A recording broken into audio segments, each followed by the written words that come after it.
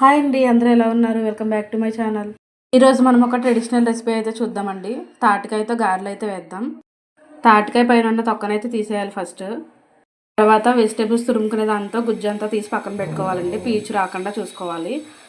ఇప్పుడు ఆ మిశ్రమంలోకి బియ్యం పిండి, ఇడ్లీ రవ్వ, పంచదార అయితే యాడ్ చేసుకోవాలండి. మీరు పంచదార ప్లేస్లో బెల్లమైనా యాడ్ చేసుకోవచ్చు. ఇదైతే ఒక క్వాంటిటీ అని ఏముండదండి, మనకి గట్టి కన్సిస్టెన్సీ గారెల పిండిలా చేసుకోవాలి. మూడు మంచిగా మిక్స్ అయ్యేంత వరకు కలిపి పక్కన పెట్టుకుని ఒక 20 మినిట్స్ ఆర్ 30 మినిట్స్ వరకు పక్కన పెట్టుకోవాలండి. పిండి అనేది కొంచెం నానాలన్నమాట.